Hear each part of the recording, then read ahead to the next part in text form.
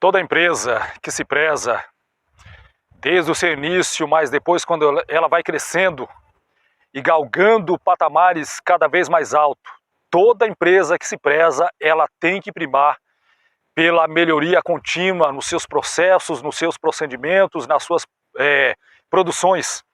Na vida espiritual, na vida cristã, não é diferente. O cristão que se preza, ele precisa querer também a melhoria contínua.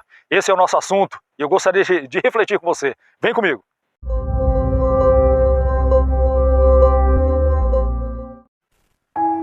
A definição de melhoria contínua é a seguinte: é uma técnica de gestão de processos de negócios que visa identificar falhas nos processos e, em seguida, descobrir a melhor maneira de eliminar esses problemas. Então, uma vez que a empresa ela tende a crescer, ela busca crescer, ela quer se desenvolver, ela quer alcançar aí um posicionamento no mercado aí de vendas, né? Então ela precisa buscar constantemente a melhoria contínua. Na vida espiritual não é diferente. Se nós quisermos cada vez mais buscarmos o melhor de Deus, recebermos o melhor de Deus e vivermos melhor para Deus, nós temos que buscar também a melhoria contínua na vida espiritual.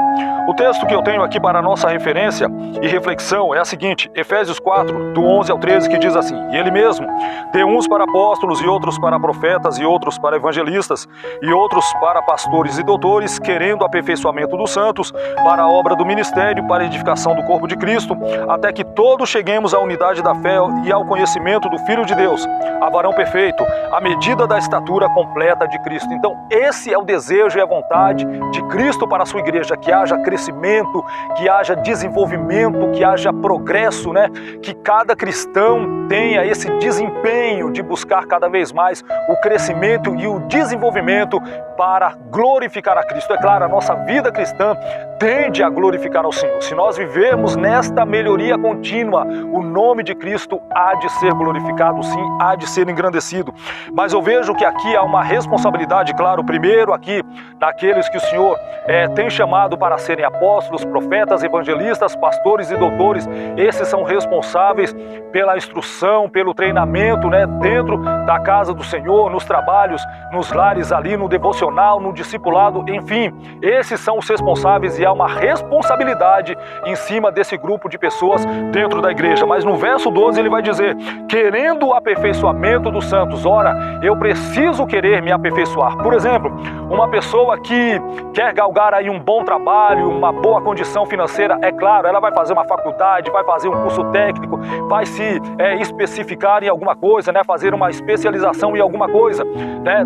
Na vida cristã é da mesma forma. Se nós quisermos viver cada vez melhor para Deus, precisamos de uma vida de oração, de consagração, jejum, santificação, de estarmos ali junto com os outros santos, aprendendo com aqueles que sabem mais que nós, e isso vai gerar em nós o aperfeiçoamento. Aí a palavra do Senhor ainda fala para a obra do ministério. Então o Senhor nos tem chamado para uma grande obra, né, no ministério, mas o Senhor Jesus, ele diz que a seara é muito grande, poucos são ceifeiros. Então nós precisamos também nos estar especializando, buscando cada vez mais entender e compreender aonde o Senhor, o Deus da seara, nos quer trabalhando na sua obra para a edificação do corpo de Cristo. E nós vemos ainda no versículo 13, até que todos. Então a vontade de Cristo é que todos cheguemos à unidade da fé, ao conhecimento do Filho de Deus. Esta é a vontade do Senhor para as nossas vidas. A varão perfeito à medida da estatura completa de Cristo, né? Até chegarmos naquele grande dia para nos encontrarmos com o Senhor nos altos céus. Então a vontade do Senhor não é que fiquemos com uma vida espiritual mirrada, muito pelo contrário, é que nós tenhamos uma vida espiritual crescendo dia após dia, progredindo no ministério, progredindo na obra, crescendo para estar ajudando outras pessoas. E uma vez que eu vou buscando entender da parte de Deus o que Ele quer da minha vida, com certeza também eu vou levando esse conhecimento para outras pessoas. 2 Timóteo 2,15 diz assim: procura apresentar-te a Deus aprovado, como obreiro que não tem do que se vergonhar, que maneja bem a palavra da verdade. Isso aqui são os conselhos, as instruções do apóstolo Paulo para Timóteo. Então, em primeiro lugar, procura apresentar-te a Deus. A quem é que nós estamos nos apresentando, né? Porque às vezes eu quero me apresentar para as pessoas que estão à direita, à esquerda, né?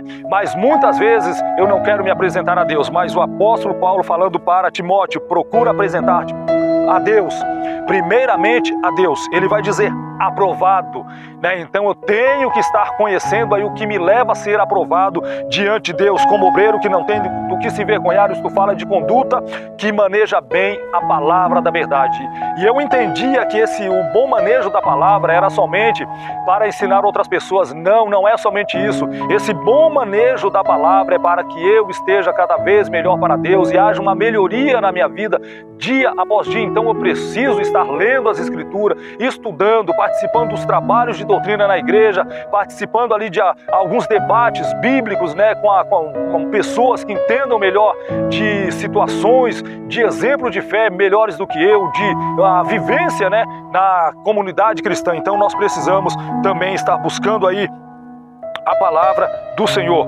Oséias capítulo 6, versículo 3, eu quero ler em duas versões aqui, porque há duas palavras aqui que me interessam muito deixar aqui para as pessoas. Conheçamos o Senhor, esforcemo-nos por conhecê-lo. Tão certo como nasce o sol, ele aparecerá. Virá para nós como as chuvas de inverno, como as chuvas de primavera que regam a terra. Isso aqui na versão NVI. Agora na versão revista e corrigida, Oséias 6,3. Conheçamos e prossigamos em conhecer ao Senhor. A sua saída como a alva é certa, e ele a nós virá como a chuva serúdia que rega a terra. Na NVI nós temos a palavra esforcemo-nos. Na revista e corrigida, prossigamos. Então nós precisamos tanto do esforço e precisamos prosseguir conhecendo a Deus. Então nada vai acontecer somente porque Deus quer.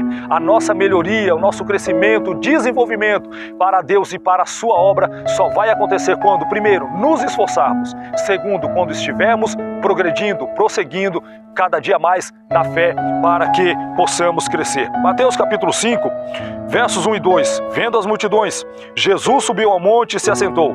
Seus discípulos aproximaram-se dele e ele começou a ensiná-los, dizendo: se nós quisermos cada vez mais progredir na caminhada cristã, na vida de fé, nós precisamos nos aproximarmos do Senhor Jesus. Uma pessoa que não tem essa proximidade, essa comunhão, porque se aproximar de Cristo fala de pessoas que querem comunhão com Ele, e nós precisamos sim ter esta comunhão com Cristo, e é esta comunhão que vai nos levar cada dia mais ao aperfeiçoamento. E o texto sagrado diz que Ele que em Cristo começou a ensinar os seus discípulos. Um discípulo é um seguidor. Então, se nós quisermos melhorar a nossa vida espiritual, nossa caminhada cristã, precisamos nos aproximar de Jesus, buscando a Ele em oração, buscando nos ensinos que Ele nos deixa nos evangelhos, e é claro, com certeza, Ele vai nos ensinar. Agora, Paulo fala para Tito, em Tito 2, 7 e 8, o seguinte: torna-te pessoalmente padrão de boas obras. O ensino mostra integridade, reverência, linguagem sadia e repreensível para que o adversário seja envergonhado, não tendo indignidade nenhuma que dizer a nosso respeito. Mas o que me chama a atenção na instrução de Paulo para Tito é a seguinte: torna-te pessoalmente padrão. Ou seja, você tem que ser um molde. Isso fala de uma pessoa que busca cada dia mais uma melhoria na sua vida. Ora, se nós não buscarmos crescer, se nós não buscarmos o desenvolvimento espiritual, como seremos padrão de boas obras?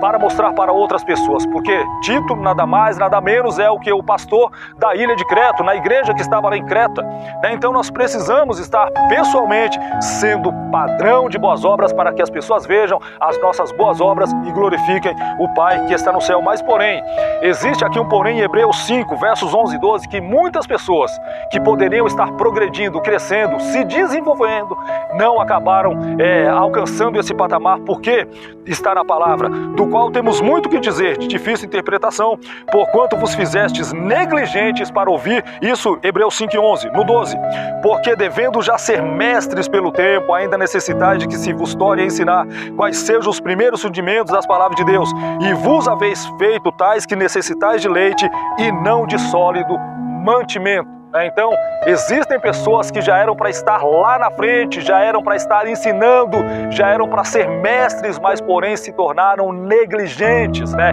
Então, a nossa negligência, por exemplo, se houver dentro de uma empresa uma pessoa ali que ela até tem capacidade, mas ela for negligente em não buscar a capacitação dentro ali da sua área de trabalho, ela não vai crescer. Muitas pessoas vão passar por ela, vão estar lá na frente, progredindo, ganhando um salário melhor, mas ela vai continuar na retaguarda retaguarda. Por quê? Porque ela foi negligente em buscar o estudo, em buscar uma especificação, em buscar em um curso superior, né? Da mesma forma na questão espiritual, quantas pessoas poderiam estar avançadas na fé, mas não estão porque se tornaram negligentes em ouvir a palavra de Deus.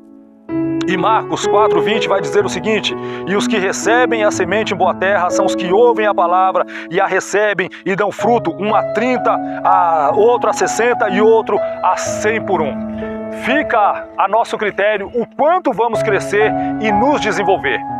Não está isto ligado somente no que Deus quer para nós, mas está ligado no que nós queremos para nós mesmos e para levar adiante. Amém? Melhoria contínua. Esse foi o tema da nossa reflexão. Que você reflita.